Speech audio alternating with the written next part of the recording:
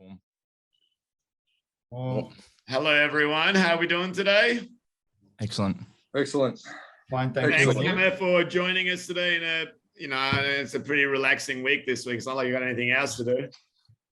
It's been great. It's been great. Thanks for having me on. I look forward to seeing what this is all about. How we get our message across with everything that's happening at the moment. It's crazy times. Messaging. I lost 2 YouTube subscribers during our podcast last week, so we're going to go for 10 this week. I'm sure I can help with that. That's my theory. Anytime you're doing something that you think you're getting slammed real hard about, just have one thought in the back of your head that helps you get through, is that when it's Hammer's turn to do it, the hammering is going to get a lot harder. Oh shit! Yeah, it's been great. It's been great. So we'll get to the show later on. But how's everything going in the prep for it this week? Everything, like fights are coming together and everything, which is good. Yeah, look, when we launched it, and I just got to say, first up, I can't thank you enough, Si, for everything that you've done. We had this conversation between the two of us, and I was thinking about it to myself the other day, and I thought, why do I keep doing what I do? I mean, I've been doing it for a while, with the shows especially, and the challenges, and leveling up. And I think we push each other to be better with every promotion and with what we do. To use, I wouldn't say rivalry, but we sort of bounce off each other. And then I see what you do, and I've got to give you full credit, because what you've done with Rebellion has been absolutely amazing in Australia. It needed it. It's the biggest Muay Thai show in the country without a doubt. And I think with Warriors Way, you helped me set the pace. Like when you have someone pushing you, it's like a training partner. Maybe that's the best analogy for me. If you train with shit people, you're going to be shit. Let's be real. But when you train with someone that just has the edge, and they're pushing you, they push you to be the best version of yourself. And I think with regards to the two of us, I think that's we push each other to always upscale and do the best that we can with what we've got in these times. And Si's obviously very hard and fast with the Muay Thai. I've had a bit of a to be honest with you, if I was just going to do Muay Thai for this show, it wouldn't happen.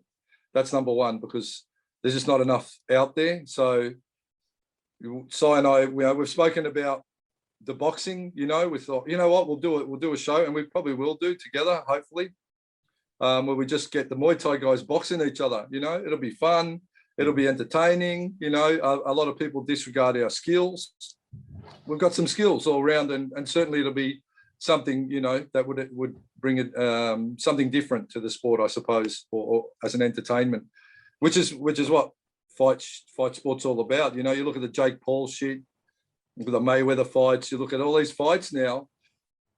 People don't just want to be entertained by watching a fight; they want to be entertained by the whole package, the whole build-up, the whole story. So, with regards to this show, and what I normally do is I do go left of center with my shows and what I do. And I love Muay Thai. It's always my passion. It's something I've done for 30 years of my life. So I would never disrespect it. But when I've got to get this show happening, because we, as I said, Si and I collectively thought we just do something, because we're a little bit fucking crazy. But two, just for the industry. But if I could just say something on a personal level, and I've not really spoken about this before, but a month ago I was in a pretty dark place with my mental health, I suppose. And not that I was going to jump off a bridge or anything like that, because that's not what I'm talking about. But I was lacking motivation, because I work on a very high adrenaline level most of the time, high pressure, ideas coming at me, executing things constantly. That's what makes me live my life with energy. And I was finding I was sleeping in till 12. I was getting up, walking the same route every day, or, you know, I know the streets around my house way too well now, which I didn't do before. I'd come home, I'd have my, you know, my food, I'd watch the news, I'd get absorbed into the whole media thing, watching press conferences, reading online shit, you know, all the stuff. And it was just putting me in a really dark hole. And, you know, they'll train a little bit at night. I didn't stop training. I feel good after training. And then the next day would be repeat. And this went on, man. It wasn't just one day. This was weeks and weeks, as you know, because we were told our lockdown was going to be a snap 7 days. Well, it's not really been that, you know. So I thought, you know, I seen what Sai did. I was prepared. You know, I trained with River and the boys to get ready for that fight with Alexi. And I thought, you know, that's where I'm at my best, is when I'm shooting for a goal and I'm trying to achieve something. And my goal was to get River through that fight. We knew Alexi was going to be tough. And I'm sure you guys have spoken about, you know, the scoring and the controversy, and I'll leave that for another time. But I thought, well, now it's done. I could easily go back to that place. And I sort of did. And I thought, nah, I've got to do this. And you know, with Sai's encouragement and support and friendship, I thought, you know what, fuck, I'm going to do it. And it's given me purpose again. You know, I have to live with purpose. I have to live with the goal. I have to live with doing something. And I thought, I'm going to give it a crack. And we had the guidelines set of what Sai was, like how Rebellion ran or Roots. And then what do? Fucking throw a curly one at me with this vaccination. Like, don't freak out, people. I said the word vaccination, please. Everyone just chill out. Don't freak out. We just lost 3 subscribers. We just lost 3 subscribers. I put my hand up. You should be wearing a Hammond's Gym face mask, guys. I was just saying. I'm sure I don't have one here. I'm gonna find you. All that. So what did I have? All right, we're going, okay, I'm going to do it. Let's go. 12 fights, you know, people on board. It's positive. And then that little ruling come from the state government, not from me, because I don't have my own state government yet, but maybe one day. Come on, man. Jim's almost big enough to be a suburb. And people lost it collectively. People lost their fucking mind. Like, I stopped reading the comments, and I'm like, so I went from 12 fights to 6, because it was like, you know, I'm not getting it, I'm not doing it, and fucking, you know, God knows, and I don't want to be magnetic, and my phone reception's okay as it is, and all the other shit that goes with it. So 12 fights to 6, and just surrounded by negativity. And I got to say, some people that I considered mates and I'd work with fucking turning on me. Just like, really? You guys are talking about vaccines? I've partied with some of you blokes. I know what goes on. You know? But anyway, well, that'll be all in my tell-all book coming soon. After dark. No, Stallion Stories episode. So, yeah, we got through the storm of that, and a lot of people have been so supportive. And it's often some of the people that, you know, I don't have a lot to do with have been the most staunch with me. And that's why I was putting up stuff like, in the tough times, you see who stands strong with you, because it was a tough time. And some people I thought would stand strong with me, they turned on me instead of standing strong with me to do something for the sport. Like, I'm making a statement, people saying to boycott the show. The fuck's that about? You know, really? As I said, you know me, guys, I'm okay. But if someone puts me up against a wall, or someone's going to have a go, you should be ready for war. You know, don't pick a fight unless you're ready to go to war. And I say that for people that are getting out and about, because everyone says, fuck the police and all of that. But when you knock on their door 2 a.m. in the morning, the first people they call is the police. So, you know, people should be true to themselves, be nice to everybody, because I'll say this on a controversial level, whether I'm vaccinated or not vaccinated, if you're my friend, you'll be my friend. Don't choose to be not my friend because I haven't made a personal choice for myself one way or the other. I respect everybody's decision, and I will do in my business, and I will do otherwise. But when I've got the governing body of the sport here in Victoria telling me, you know, what potentially is going to happen, of course I seek legal advice. And I thank my good friend Rex from MA Legal, who's got me through a lot of stuff with it. And collectively, the board are not happy about it either. That's the thing, you know, people getting on and going on. Understand this, the board is a government department that has to follow rules, so they lose their job. They didn't make the rules. They're just passing on what is being fed to them. Yeah. And they're working with me to make it possible. And we've got to the point where now I've got 8 fights. Hopefully I'll get supported. And you know what? If I don't care, doing it anyway, because the people that matter to me will be there. They'll share about the show, as some people have already done without being asked. They'll get around me because they realize, you know, you're talking a $30,000 budget here to pay everybody, because everyone's fucking getting paid on this show.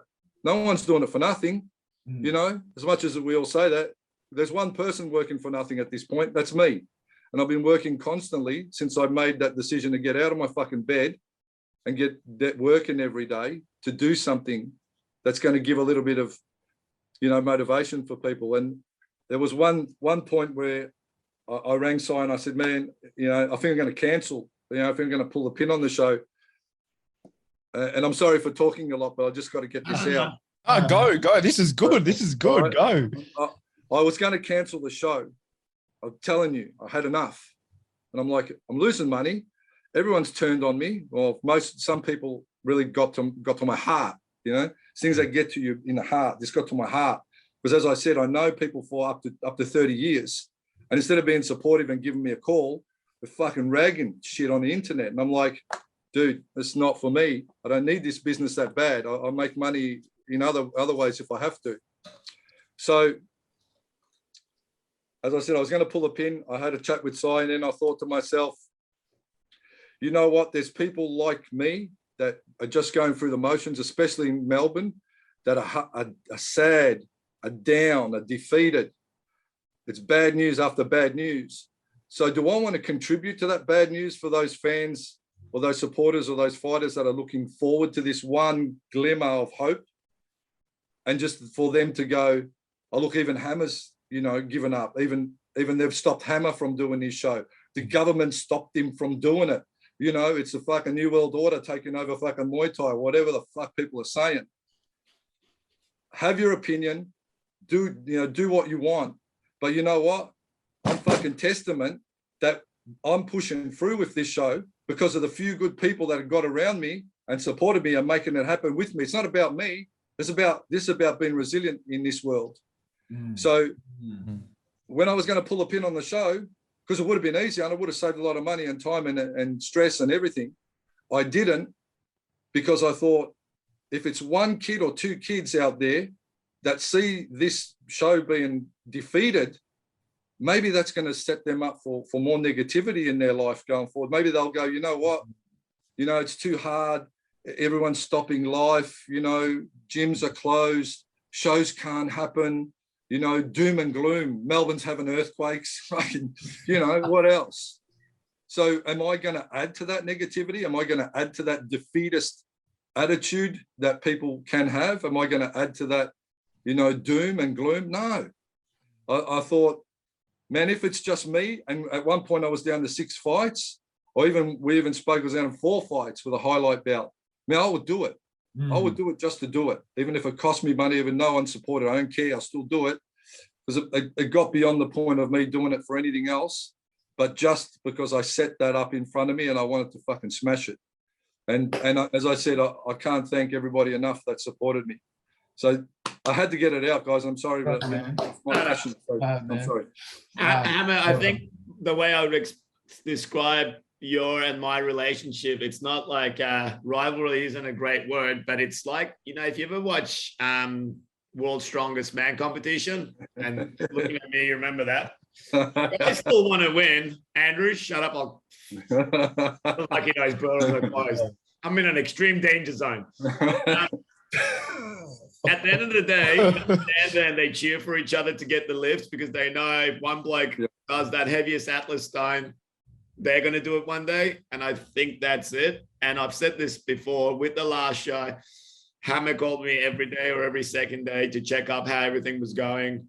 There was a couple of other people. I obviously speak to Andy and Kieran and Adam and those guys all the time as well. But like guys, like it's just a few people that need to believe in you to make you do it. So, you know, Hammer was there obviously with River all the way through. I mean, that's a fight that could have happened on Warriors Way if we were out of lockdown, and it would have made a lot of sense. But, you know, they supported me, and that's, you know, that's the kind of relationship we have. And I think that's the kind of relationship I have also with Andy, Kieran and stuff, but especially you and I here in Melbourne, we're kind of doing it. And whatever people want to think outside of that, you know, I know you, and I know you're not the kind of person to ever sabotage anybody else's work. And I know myself. So that's, that's a really important part of it. It was really funny because like yesterday I was on Instagram and my favorite Kiwi reggae band, Fat Freddy's Drop, they put up an announcement going, hey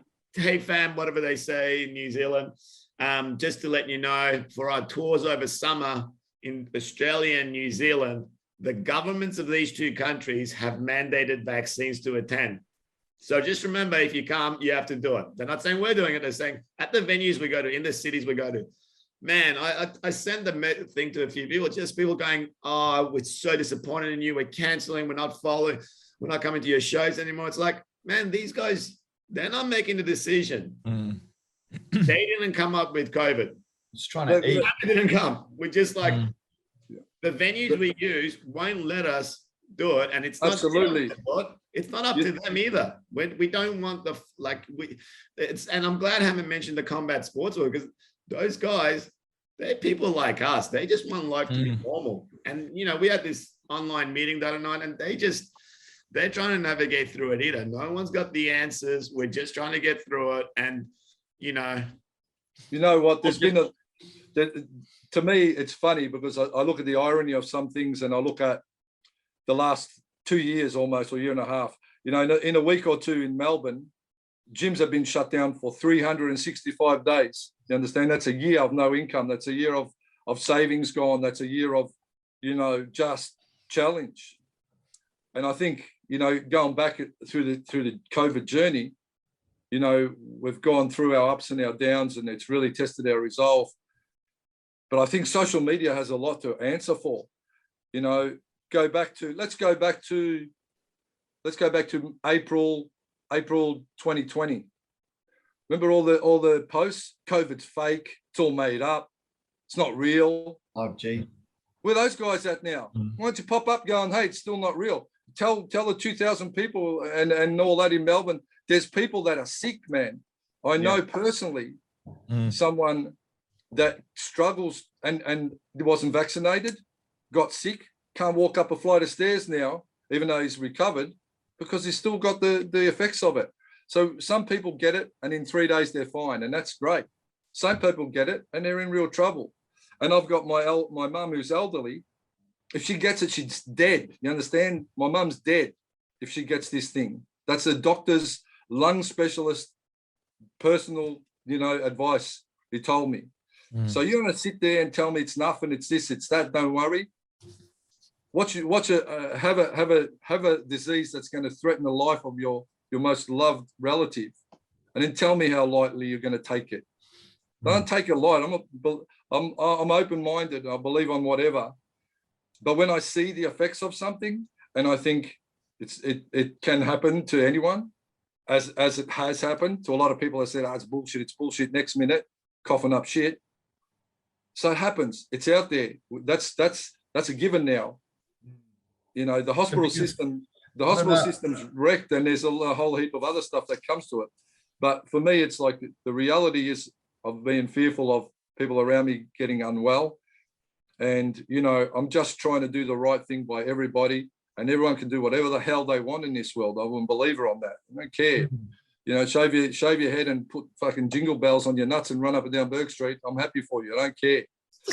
Andrew, last visit to Melbourne. That's fine. I totally agree with you, Mark. Like, I think that the big problem is that there's nothing wrong with believing in what you want to believe and doing what you want to do, but it's just about judging people based on that. So there's no need. Like, if someone doesn't want to take the vaccine and they want to do that, then that's okay. Put it up there.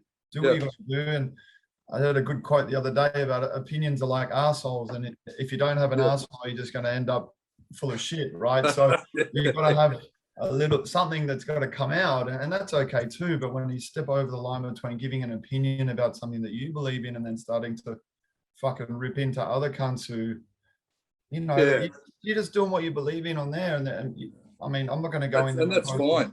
As I said, you be vaxxed, I'm your mate. You be unvaxxed, I'm still your mate. I love my friends and family unconditionally. They can make whatever choice they want. Some of them will be good, and certainly some of my mates make bad choices. Let me tell you, they're still my mate. I'm still loyal, 100%. You know, we're in the fight no matter what. But that's, you know, I'll back them unless they do something that is morally not right. Then it's on them, yeah. But I still do what you do. You know, I know people from all walks of life, from high, high listed, companies to guys that are in, OMCs. I know them all, and I respect them all because they respect me. I give people the respect that they respect me with. So, but don't start attacking me when you have no reason to, and telling people to fucking boycott my show or boycott the show, boycott this, boycott that. What? Well, I'm trying to do something. You're trying to attack me subtly. Why don't you ring the phone and speak to me about it? Yeah. You know why? Because they don't want to have this conversation with me. They don't want to have an intellect conversation with me. They want to say what they've got to say and then hide it under the guise of that's their choice. And it is their choice. But don't have a crack at me because, friends for life, enemies forever as well. That's do something good for me, I'll pay it back double. You try and fuck me, I'll pay back double too. So that's how I've always been. And some people that sits well with some, and some people it doesn't.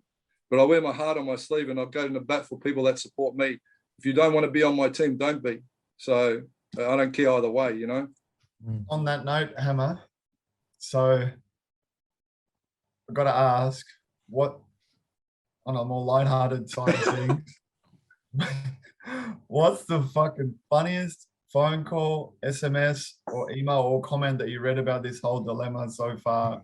Like, funny. It doesn't need to be the shit, like the upsetting one, but what's the funniest one you read? Like, it's got to be one out there. I sent him a video of Kieran's max effort squat the other day. That was pretty funny. Look, it's, I think you got me on that. See you, Si. See you, mate. Bye. We've all had a few at the moment. We just opened up this week, and I've had a few real fucking funny ones, but surely is there any that really stand out? Look, like, to me, it goes back to the best one, is about getting a swab up your nose and it's going to give you fucking testicular cancer or something. It's like, there we go. There we have it. I'm like, that's for the win. That's the win. That's one long fucking swab, let me tell you. Done. Especially for us Italians, you know what I'm saying? Hey! All right. Andrew, you the only one with an operating business indoors at the moment. How's it going? What was the first week back like? I hope miserable. Man, like I'll be really honest with you. The first day driving into the gym and then opening up for the first time, like, fuck, it's choking up, man. Like, it was really emotional. Just that first, like, actually driving to the gym for the first, like, I've been in a lockdown LGA and haven't even been able to come to my gym officially. And just to really open up, turn the fucking lights on. We haven't even had to turn the lights on because we've been outside, and that was awesome.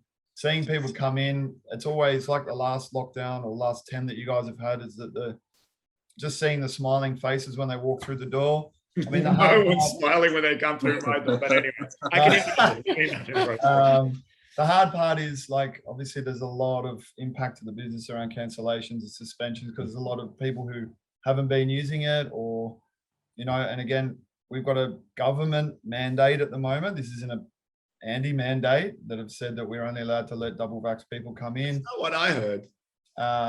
Yeah, that's against the Constitution, but it's still there and it's real. And there's people dobbing people in, and which is a really fucking low act.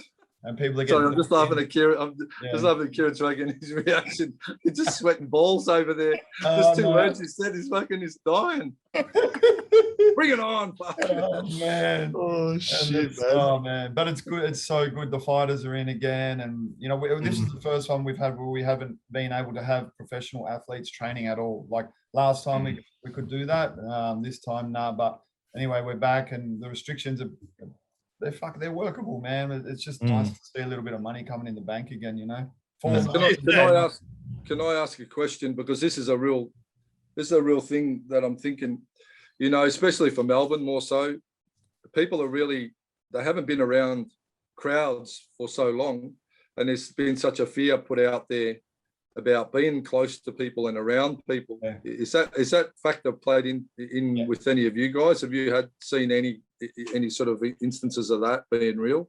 Yeah, in when we've opened up, it's a legit issue. Like it all depends on your demographics and where your gyms are and what your members are like, and everybody knows them better than anyone. But you know that there still is that element of fear, a little bit of awkwardness. You've got to remember, some people haven't left their house in 3 months. They've been working from home.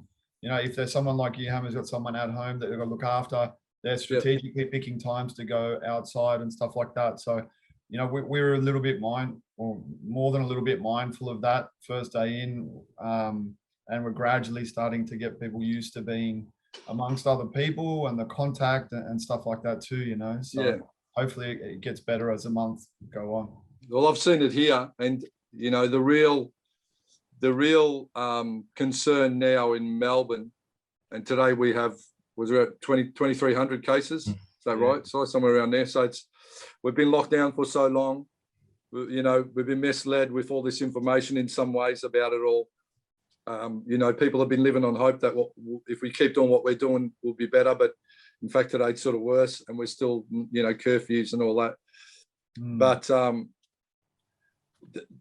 the fear I have is, and there's a gym, I won't name it, but there was a gym with 2 fighters on the card that's now pulled out because one of the boys went to the gym who works on the docks. He was tested, he was okay, went and trained. The next day he turned positive. So everyone he trained with is in lockdown now. I lost the 2 fighters. Talking to the guy, the owner today, he's devastated, you know. And what happens is when you become a tier 1 site in Melbourne, you get shut down for 2 weeks. Yeah. So the higher the traffic, and you got to, you know, my gym's got a lot of traffic, you know, daily. You know, it can be hundreds and hundreds of people in and out the door. The more people, and this is, you know, the big gyms like your Fitness First and your Anytimes and your Good Lives, and well, not Anytime's not a big one, but Good Life, Fitness First, the Derrimits, you know, the big gyms that get high volume, you know, they've got a lot of members in and out, bang, bang, bang, bang. They work on volume. The chance of you having someone come to your business when things reopen that test positive is very high. The chance of you closing for 2 weeks, very high. The chance of you getting any subsidies because of that closure, nil. Yeah. So that's our business reality going forward. Someone comes in not well, vax, not vax, doesn't matter. You're still getting shut down for 2 weeks.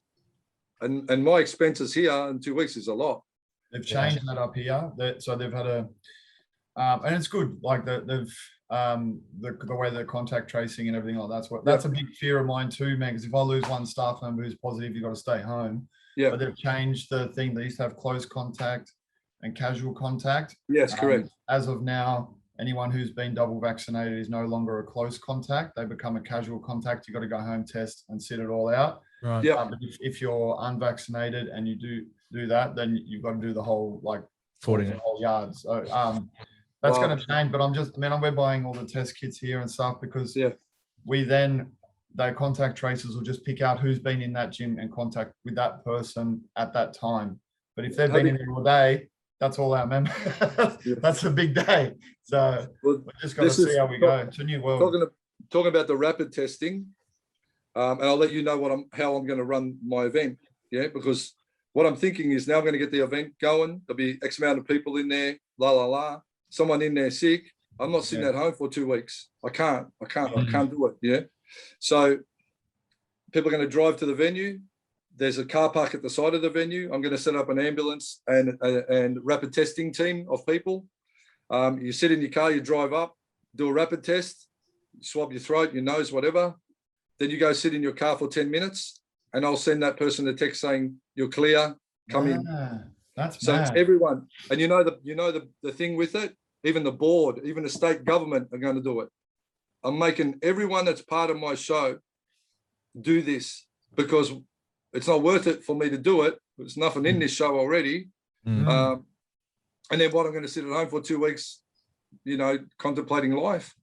So I'm trying to do it so that we get this run.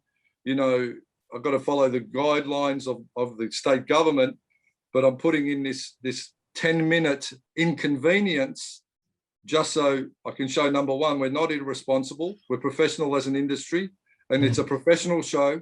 We work professionally, and we care about the people that are involved with us and our sport and our events. And it's exactly what Si did. The constraints, or I suppose the timing of when you did your show, Si, you adhered to everything perfectly there. Minimal people, all of that.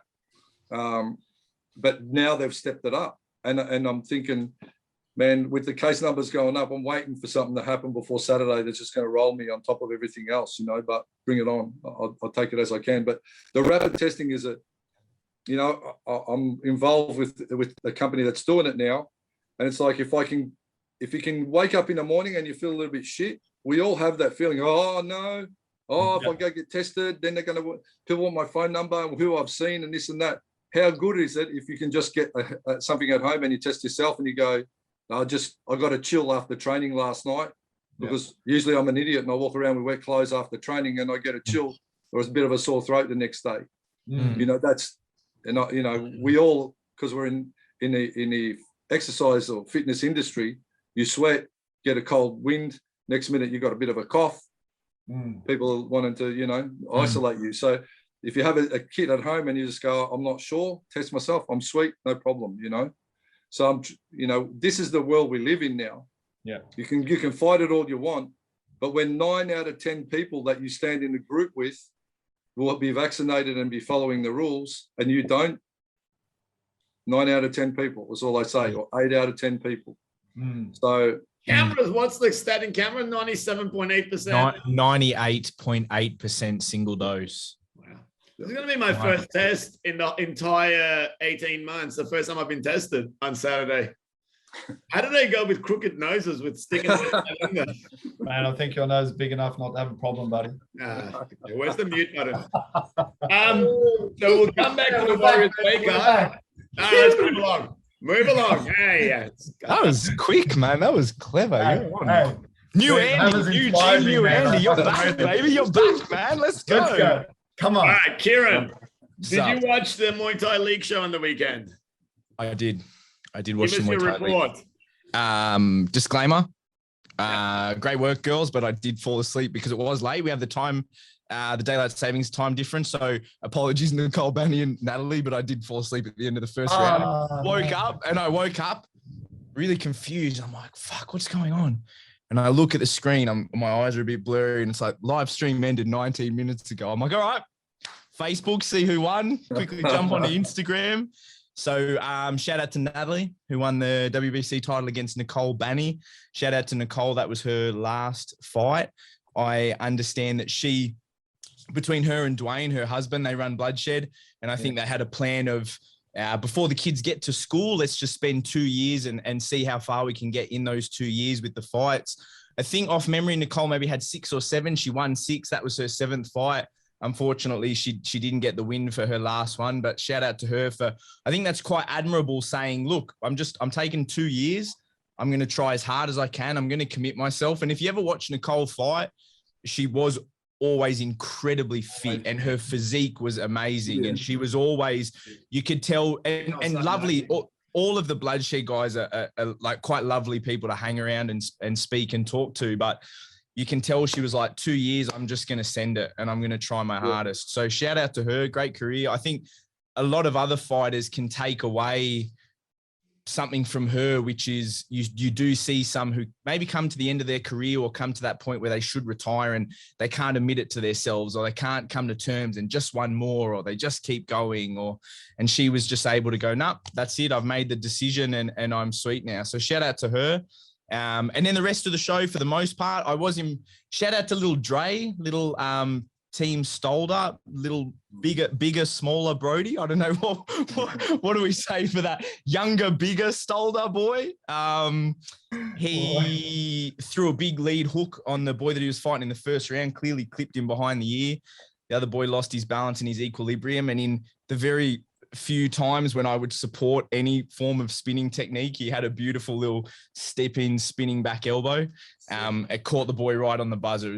That's the one he's showing to girls at school for sure. He absolutely on Monday was showing that around the canteen, man. There's no way you're not. There's no. He's still, I want to say he'd be in high school. I think he's the middle. Right. I think he's the middle child of the three. Shout out to the Stolders. They're having a fourth now because suckers for punishment. I'm not sure. It's crazy, but shout out to them. And then the rest for the most part were just amateur fights, but great job, Benji and Nakia. And then over in WA, I think they had the United or Unity show, which was a cage Thai boxing show with gloves on. Yeah.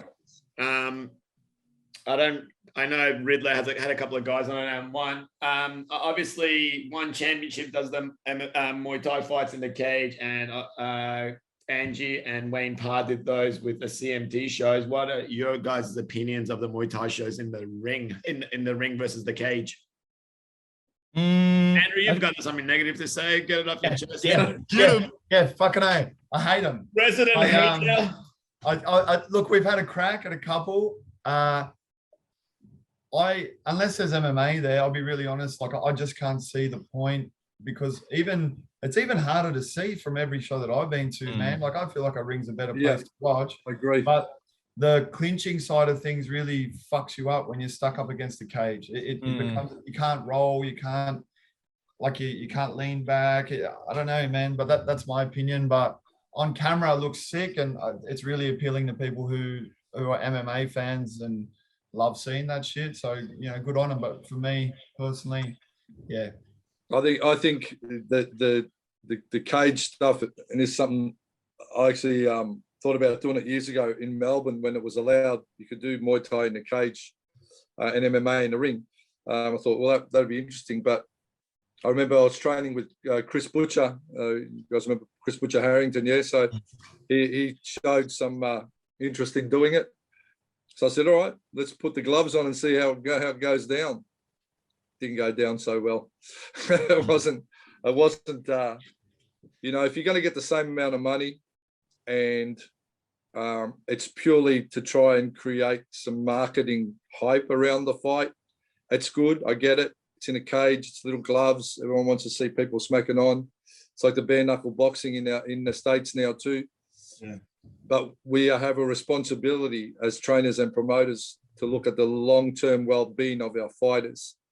Now, I've been involved in a lot of studies, on cognitive state and brain, trauma and all the rest of it. We do enough. Start smacking each other in stand-up with little gloves. You get away with it in MMA because you can fight on the ground and you're not standing there trading for 5 minutes solid, usually on your feet, and getting kneed in the head and elbowed in the head and then punched in the head with small gloves. Hand injuries are through the roof when you fight with the little gloves too. I think that's been an obvious detractor from it. But it's the marketing, as I said. We live in a world now of social media interest, and the crazier the shit, the better. So that's, I suppose, one of the byproducts of that, where people are trying to do more and more edgy stuff in order to get market share. Kieran, what's it been like taking Joshi up the 2-1 championship, and obviously with the One Super Series and now all with the MMA gloves? It does, it does. I mean, when Joshy, as most people know, Joshy had most of his fights before he came and started training with me. But the one thing for me personally was everyone, Josh's style was exciting because he liked to go forward. But if you ever saw a photo of Josh's face after every single one of his fights, it was not a good time, and especially for Josh. And it was when I decided to say, man, let's sit back a bit. Let's not sit at that range, because to what Hammer says about considering long-term impacts and brain trauma, you also have the fact that for the most part, strikers in Thai boxing are much more precise than MMA strikers, right? Like, because it is all that we do. In MMA, they have a lot of things to focus on. And so you can understand why their striking may not be as precise. Whereas in Thai boxing, these guys are, man, they're drilled in only that. And so the likelihood of being hit over and over and over again is high, and it does. You feel those gloves, and there is just absolutely not much to them. So it can, I don't know, it works a few ways. It's like, we just do it because you have to do it. You don't get a say in it, right? It's that thing of what one says goes, and it's little gloves, and you either on board or you're not. And when it comes to planning for it, you can wrap the hands well, just like you can with MMA guys. I think it can favor a strong clincher because they have a little bit more hold in that clinch. The cage can be tricky to plan for as far as like footwork and game plan, because in one, it's more of a circle. It's not a hex. So it is very hard to trap someone against where you might in a ring. But then on the flip side, the ring in one is like 8x8. It's massive. When you stand in there, you get in there, you jump up and you test. The first time I went with Josh and we tested the ring beforehand, that you can barely see the other corner. You can't just see the trainers in the other corner. It's massive. And so, I know that about the clinching though, man. I'm still yet to see many people actually do that. And it was something that I was excited about when you're watching it. None of the knee fighters even get to that point. They all end up punching on anyway. So it's kind of like, well, I don't know. What do you think? They got a new toy. Well, here's what I thought too is, hey, you've got the thumb now. Imagine, like, you've got a thumb. Like, you would have thought that there's, I don't know, maybe it's just used to it, right? You're used to, I mean, at least when I tell my guys when we clinch with no gloves, no thumbs, you don't have thumbs in gloves, so you can't use your thumbs when you're not. Maybe it's just instinct. People aren't saying, hey, like, do this or what have you. So I don't know. Maybe, yeah, I don't know. Yeah, I guess the interesting thing is that, like, that show on the weekend, they fought with normal gloves, but in a cage, which, I mean, I think it goes to what Hammer was saying. It's more of a, I think it's like a cross appeal marketing thing to MMA people. Yep. But agreeing with Andy, that's what I struggle with. Like, if you do local MMA shows where they've gone, I'll give you a ticket to come and watch. I'm like, I'd rather watch it at home, because if you're like there. Yeah, absolutely. Yeah. Absolutely. And it's even with the commentary, man, it's like, and I sit there, you sit less than a meter away from the cage, and it's visually, it's harder. It's harder. And I agree totally. I've been to the UFC, and being real close to the cage, I've been fortunate to get, in the closer areas. It's bloody hard. It's, TV, that's made for TV. It's made for broadcast, because every angle is perfect. You can see the moves, you can see everything so clearly. It's way better, It is. The cages are visually for a live audience. And most of the time, you guys would all been to the UFC, end up looking up at the screen anyway to see what's going on half the time, Even in the corner, I'm going like this. I feel like I'm looking through wire. But you're like that with a ring as well. I've seen you. It's like, but more so, man. It's hard. I'm the fuck down. You know what'll fix the white crew, bro. Just relax, all right? Yeah. You know what'll fix it?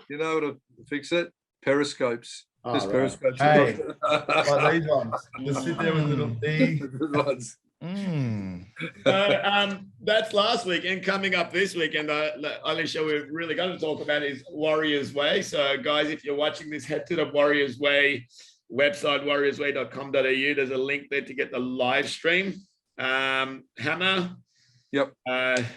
Main event is a pro boxing fight for River. Not many people know River's already had 3, I believe, pro boxing fights. 2 wins and a draw, and his draw against Shady, who's a very credentialed fighter. Yep. He's taking on Hunter Ione, who's 8 wins, 2 losses, and a draw. He's no slouch, and that kid, he's got dynamite in his hands. So yeah, 6 round or 8 round fight? 8 rounds. Six rounds. We are 6-3s. Told you so. So let me give you a bit of insight as to why. Obviously, I spoke about it earlier with regards to, I needed to draw in the boxing. We had this conversation. Not enough Muay Thai, kickboxing hard, boxing people been really supportive. When stand up fitness, stand up boxing. Steve and the boys, thanks. They've been absolute legends.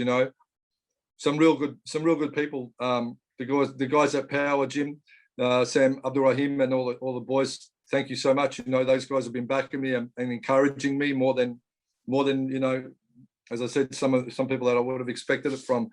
They've been really excited to work with me on Warriors Way and be a part of it. So why have I done it as a boxing main event? Well, because who else realistically is River going to fight in Melbourne? That's number one.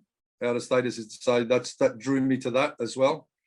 And the other thing for me is create your own opportunities. Go back to when River and Chris fought on Lion Fight. I paid my own way there. We paid our own way. If I was going to sit back and send emails and everything, I know what my guys are capable of when they get to that point. And I try and create opportunities for them. So what I did with Lion Fight is I said, you know what? I rang Scott Kent, who's a good mate of mine now, and I said, Scotty, I've got these 2 boys. Trust me, I'll bring them. You don't have to pay for us to get there. Give me a hotel, give them a little purse. I know when you see them, you'll want them back. And that's exactly what happened. River went over there, put in a great performance, got a win in Las Vegas, man, at Tropicana. I grew up going, Vegas is the mecca of fight sports, Caesar's Palace. It's heaven, yeah. So for me to live my dream and take a fighter to Vegas was worth it, to pay our own way. Give those boys that life experience. It's not about the fight. It's not always about the fight. It's about the life experience and the travel and the camaraderie and the people you meet and the places you go. You know what we get paid, guys, to fight. Are we really going to do it for what the money's worth? We do it because we love it. We do it because of the people around us. They inspire us to do it for them. You see potential in some kid that you've got training. You're like, man, this kid can go anywhere with the right help and the right direction. And that's really been what it was like with River and Chris, Harrington. Chris, he fought Anthony Njikwani, who was a UFC fighter, and, he was unlucky. We were doing well, just got caught. But I was really proud of my 2 boys. I love the actual experience of going and fighting in Vegas and going and training at Mayweather's gym, for God's sake. We trained at Mayweather's gym, man. It was like we did things that people only dream about, and it was made possible because I said, we'll go fucking pay our own way. Just give us somewhere to sleep, give us a little bit of food money. We're there, and we'll earn our place. And that's about creating opportunities. Glory, is the same, obviously. I reached out. I had every conviction in what I did. I created, the profiles for the fighters and stuff to get them over there. That story's not closed yet either. Let me tell you, they want to have us back on Glory as well. And now the boxing side of it, River's always expressed an interest to box. Getting on the show, being an undercard fighter, working your way up, fighting journeymen, all of that. We could do it. It could take time. And I'm like, you know what? If we want to fight boxing, let's fight a credible opponent who's a big puncher, who's got a name. They're talking about him being on the Tim Tszyu undercard. Hunter is no slouch. If we're going to fight someone, we're going to fight someone properly. I'm going to make it a main event. I want everyone to see what River's capable of, and the future is in his hands now. If he does well, doesn't have to. It doesn't have to win. We want to win. I think he can win. But just get in and put a good standing, because we get disrespected as Thai boxers when it comes to boxing. I know we do. Yeah. So I used to box. I used to, I fought boxing, I fought kickboxing, and I fought Muay Thai. when I was training with Bryce back in the day, and it was like, this week you're boxing, and then 2 weeks after, 3 weeks after, we're doing Muay Thai. There was no big hoo-ha. You just did it, to keep busy because you had to.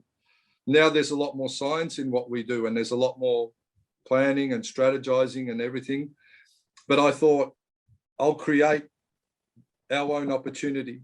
We will pump it up and we'll live up to that expectation. If it goes well, here we are. Then he's got what he asked for. Sometimes you got to be careful what you wish for too, yeah. But we have not taken any shortcuts. This kid's, I tell you what, some of his sparring sessions lately, he's got hit more than I reckon his last 4 or 5 Muay Thai fights or kickboxing and Muay Thai fights. That boxing is brutal when it comes to the smacking on.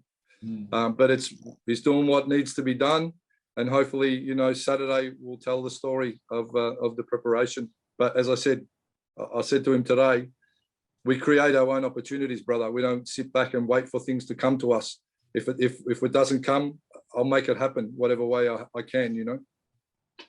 Yeah, and Hunter, his losses have been to really high level guys. So he fought another ex Muay Thai fighter in Jacob NG.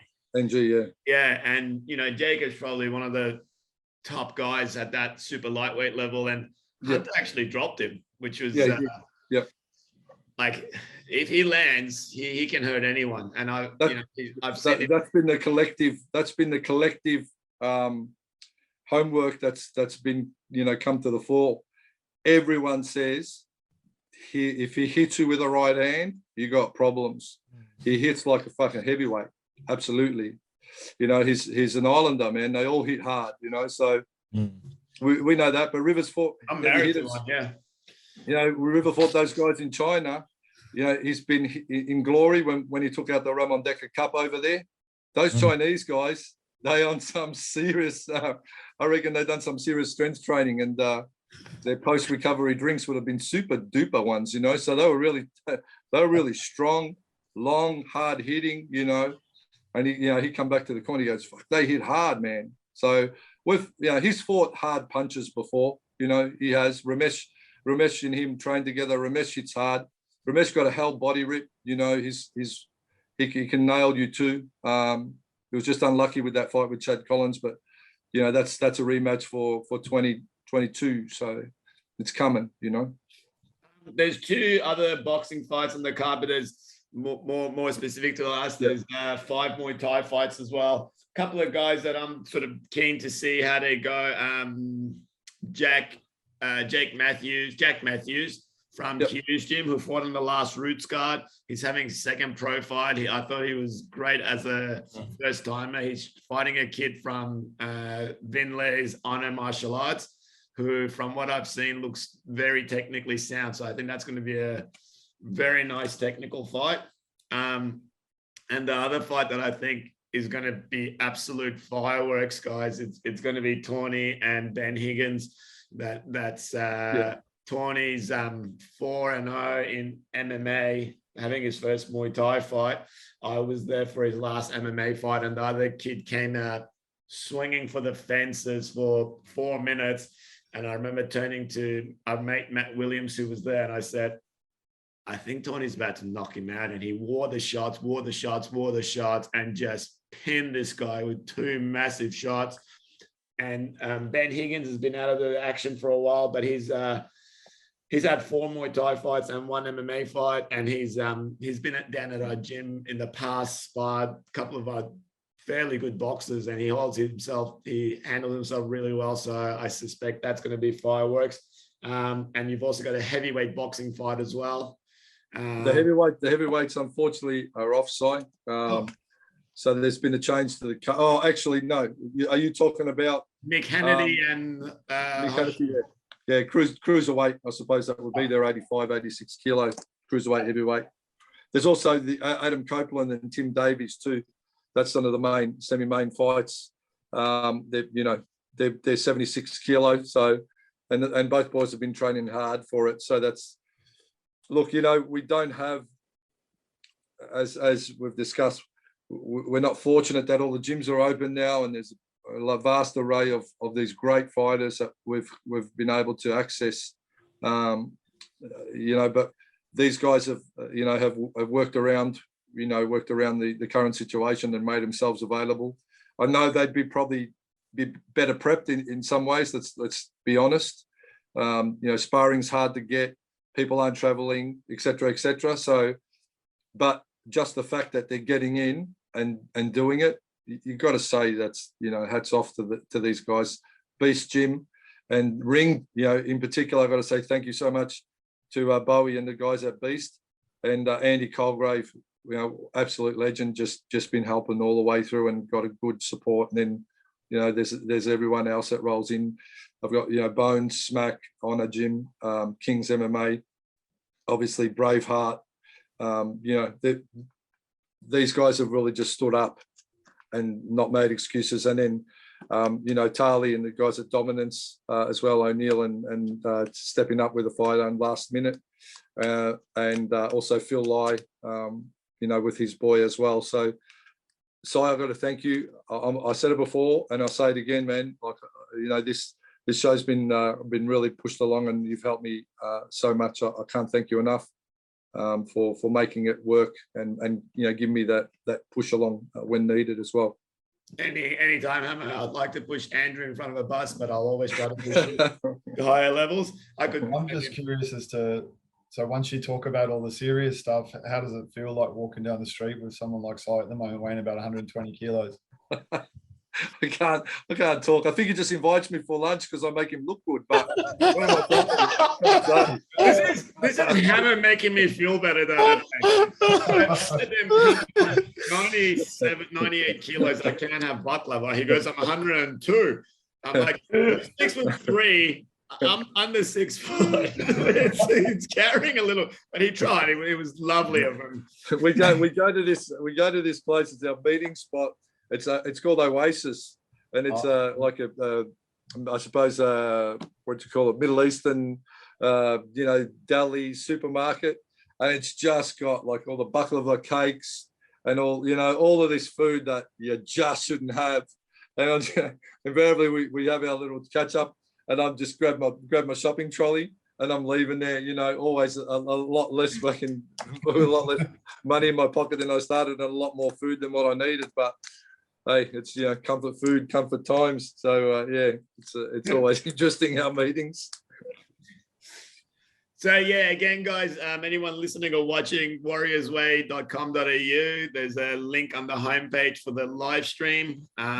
If you're tuning in to watch it from all around, anywhere in the world, you can watch it. Make sure on the drop-down menu, there's you select the fighters or the event. So if you're just tuning in to watch the show, make sure you select Warriors Way. Or if you're specifically tracking in to select a particular fighter, you can do that. Big production, like it's at the Pavilion again. Nice light and sound, and everything's been put in. And Paris Productions will be in the same quality stuff that you've seen on Warriors Way in the past on Fox Sports and stuff. So it's not just like a single camera shoot. It's going to be a high level production. Yep. Rumor has it there's some real high level commentary coming as well, which is, we'll talk about that at another time. But yeah, big show. Hopefully I don't get that thing stuck up my nose in the car park. And we may maybe going to have the boys from Sushi Mango as well going to come down and do a bit of a skit as well, or say a few words in the ring. And those guys got a national tour coming up, so to help get a bit of promo. They love the fight sports. They want to back us all and send a message out to everybody. Can I ask you guys a question now? Just collectively, we're getting through this year, and it's not long to go now. What are we going to do next year? Borders, vaccinations, travel. How do you guys see it playing out? You guys want to give me any? Because I'm thinking, where do we go from here now? To be honest with you, I think New South Wales and Victoria are pretty much on par with the way that they're moving forward with it all. So I can't see it being a big drama as we head into December, because I think from what I see, both of them are going down the same path around just fucking it off with the numbers now and just doing the vax thing. And we've already hit it, so we're here.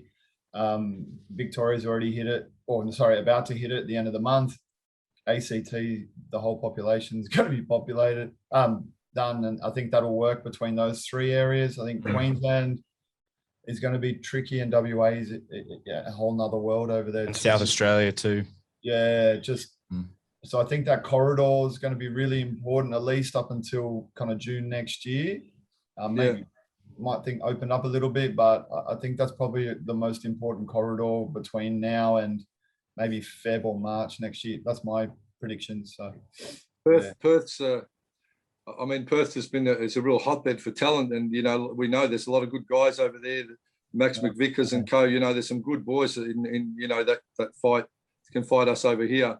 But getting to Perth, and I want to say a special thanks to Riddlers too, because as soon as I announced this show, Kaylee and Darren immediately said, what's your bank account number? We want to contribute to this. Because before I announced anything, I just said I'm going to do a show, and they would, they've been really supportive. So again, when the going gets tough, you see who stands there, and in spite of whatever you think, they're still there just to support us as an industry, as a family, straight away. I think you should bring up Max McVicker, the Hammer. These two well-behaved gentlemen over here.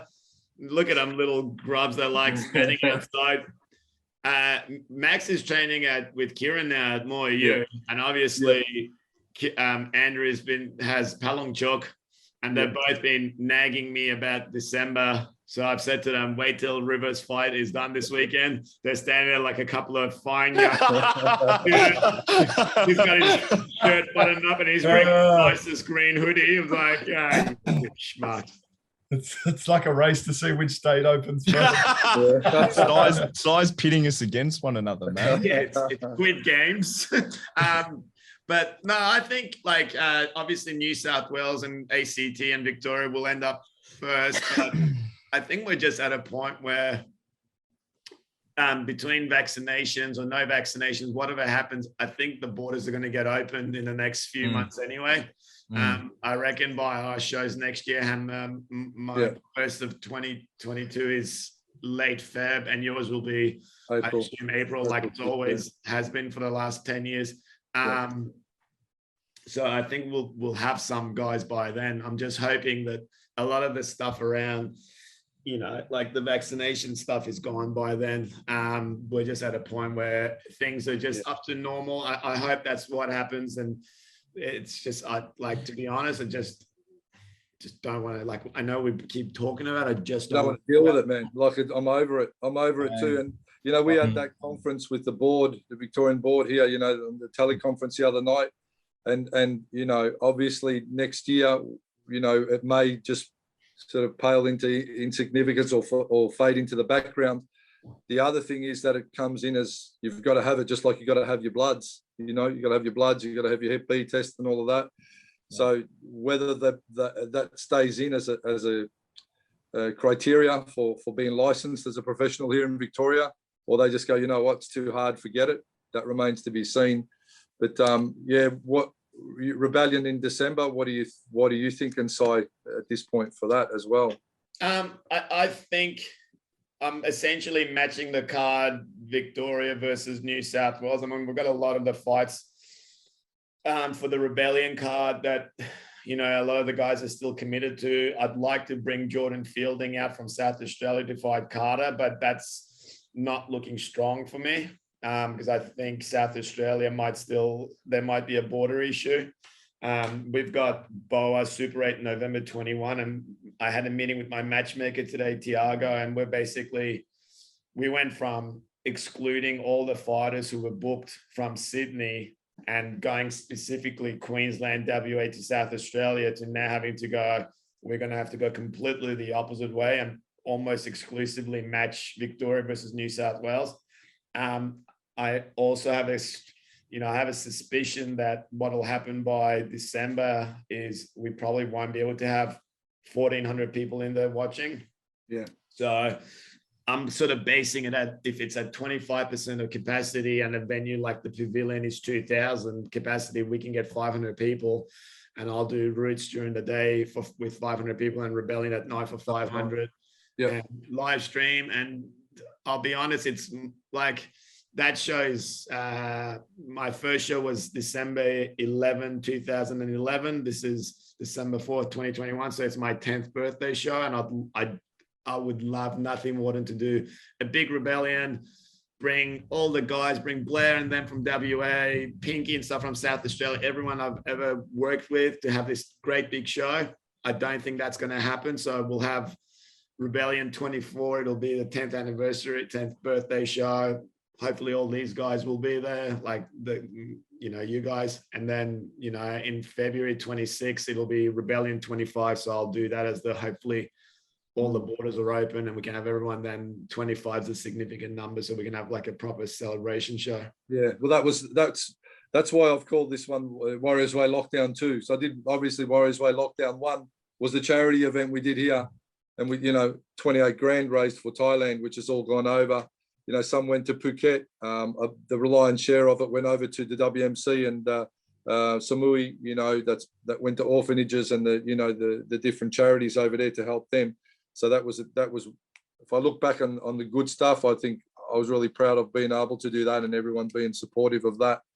So I thought we'll do Lockdown 2.0 because it's not Muay Thai and it's a mix and it's got the boxing.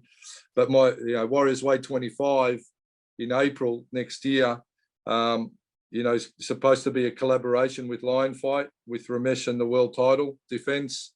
And that's going to be, it's going to be a $100,000 production. It's a lot of money. It's a lot of risk.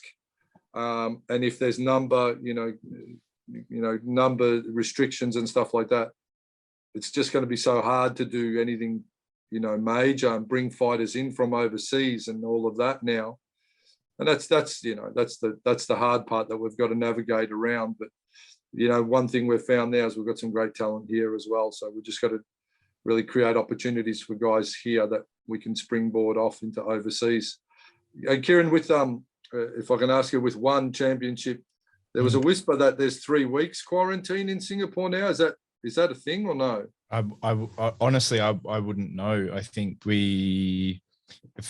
the most part, all I know is that the requirement is double vaccination as far as quarantine is concerned. I guess looking at, say, Thailand just made the announcement that from, I think it was November 1, double vaccinated is no quarantine. So maybe other parts of Asia, but Singapore has always been quite a conservative government. So it would not surprise me to hear that, but not as far as I know of. It's a credit to you, because I said to River, if I've got a quarantine, man, you're going on your own. And then I can't. And for us, it was when Josh fought Same, and that was around this time last year, give or take a month. That was quarantine. I've told the story a few times, but in the 8 days leading up to the fight, we were brought in a little bit earlier because we had to allow for quarantine and then multiple tests as well. For the first 2 days on arrival, they put us into our room. We got picked up, even though we were on the plane together, we got picked up in individual buses. Josh asked for that. We got, good one. Moving on. We got picked up in individual buses, taken to a side route of the hotel, taken up individually, put us in our room, and they said, we'll come back in 2 days when we got your results. We weren't together. We were in individual rooms. And then in the 6 days following leading up to the fight, you were restricted only to your room. So I would only see Josh for 45 minutes a day for training time that we had to book, which obviously 5 or 6 days out from a major fight is not to be stuck on your own in your room, in your own thoughts, cutting weight, in unfamiliar surroundings. Especially the weight cut part of it is massive because you don't exactly have control over your food either. They just give you the same 3 meals a day, and so you had that, and then the 2 weeks after. And for me, as running the business, it was 3.5, almost 4 weeks away. It's just such a massive time. And I said, Joshy and I have already had that discussion of, if we had to quarantine, would you do it again? And I said, man, that was the only a fight of that prestige is probably the only reason I would go through something like that again. A 3-rounder fight, man, you're probably going on your own. I can't. It's just too much. Josh has got he's got his family too. He's, you know, exactly. I've commentated Josh's fights since he was a kid. You know, going to Canberra, I still remember. He's a talent. He's such a good-hearted guy. I wish him nothing but the best. But I can imagine not only all of what you've just mentioned, but he's also away from his family, his wife, kids. You know, that's the other stuff that people don't think about. You know, and it's just, you know, to flip it on its head as well is, it's obvious Josh is a guy who's at the end of his career. Josh is 32. He doesn't have a lot longer fighting. You know, he's getting to that point where training is harder and the guys are younger and his training partners are fit and fast and strong. And he's getting to the point where it has been the hardest thing about this shutdown. These effectively 18 months, you know, one fight over the 2 years. He had such a big win over Andy, had quite a hard and quite devastating defeat against Same, and then a year later is still not been able to get anything back. But at 32, 33 years of age for a professional fighter, a year is a very long time. It is. So it's a hard thing to juggle. Yeah, this whole time's been hard for guys like that in their career. You know, if you look at, you know, elderly people too, that 2 years ago they were maybe more mobile, more capable of traveling and enjoying their latter years. They can't now. You know, it's the time. It's not just what's happening financially, but it's a time we've lost in our careers, in our opportunities to do things that you only maybe get one chance to do. So that's even more. You know, money you can always make again. You can rebuild things, but one thing you can't replace is time. That's for sure. Well, Andy's been lucky. He's got a chance to start skateboarding. That's been good for Andy. And Kieran, like, quarantining is not that different to your regular life, so I don't know what you're complaining about. Oh man, I can't wait to see the fight. We're doing our show December 11. We're just going to go outdoors by the looks of it, and low ticket prices, but go for big, like. What numbers can you have, Andy, outdoors? By December, it's supposed to be open slather. Oof. Oh, that's gold. Just send it. So the venues, pretty much, it's just a school basketball court with a big thing on the top. And we're just don't get a cover for outdoor events. You need black canvas, lots of sun, Andy. Lots of sun. Okay. And foot warmers before and after the fight. Well, I can fight in socks. Fond memory of watching Daddy Cool walk up to the ring. I was standing there, Joshy and I were standing next to one another. I watched Daddy Cool walk up to the ring and he puts his hand on the ring and goes, his hand. And I just thought, yeah. But you know, the funny thing about that is apparently one of the fighters about that side. It was actually quite funny. The fighter that was in the ring, apparently one of his teammates actually jumped in the ring before the show started and went to one of the officials there and said, "This is really, really hot," and was told, they didn't come to me and say, "Hey, maybe we should use that ring inside." They said, "You won't feel it once you're fighting." 2 years later, we can talk about this. And that was That's why I'm not no comment. Like, once you're fighting, you won't feel it. I'm like, oh man. That's great moments in Muay Thai right there. Well, that's outdoor shows. I've done two really good names for fight shows. This last Roots was called No More Trouble. There was a fuckload of trouble. Such a dumb name. The Roots show where feet burnt was called Sun is Shining. Just gotta watch that. You're gonna run. What's the next Roots? What's the next one? It should be called Crazy Bald Heads, but it's mine, Aram, and my son's favorite Bob Marley song, Survival. Aww. You can't fuck that one up. Well, we'll see. Why would you say that? Oh, man. And I'm actually naming the Rebellion show this time as well. It's called Riders on the Storm because I'm obviously a Doors fan and we've been Riders on the Storm. We've been riding the storm. Anyway, on that note, gentlemen. Hey. And that's it. On that note, I was going to say I've got some one music anecdote to finish up with. So we're phoning around to get the fighters' music organised for this show. There's a couple of fighters that aren't producing their music, so I said to the DJ, we'll have the circus the theme music because they're clowns for not getting their music organised, or the Sesame Street song because they're children that are unable to organise themselves. If you hear the Sesame Street theme should start blasting out, you know the music choice has been left up to us.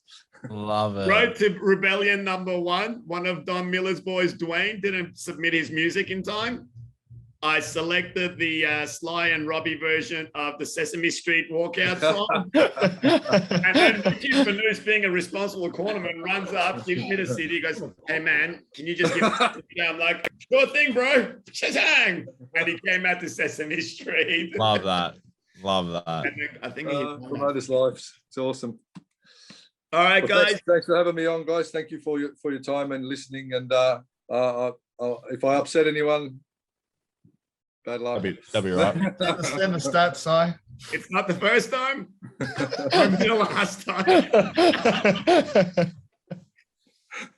Hammer, thank you very much. Thanks for doing the show this week, mate. And yeah, we'll all be supporting it however way we can between now and then, guys. If you're listening, it's a show we need in Melbourne, and get behind the fighters and Hammer and everyone who's there. Andrew, I hope there's a case that you're gym in the next 2 days and you have 14 days lockdown. I'm not going to lie to you. Thank you. Thank you so much. I'm actually, that's a good sign for me, because every time you try to do something smart, like name a show like that, it fucks up. So hopefully it's the reverse for me. And Kieran, I won't wish you any ill will, because how much worse can things get for you? Thank you. Appreciate it. Much appreciated. Thank you. I do what I can. I do what I can. Thanks, guys. Thank you. Thanks, guys.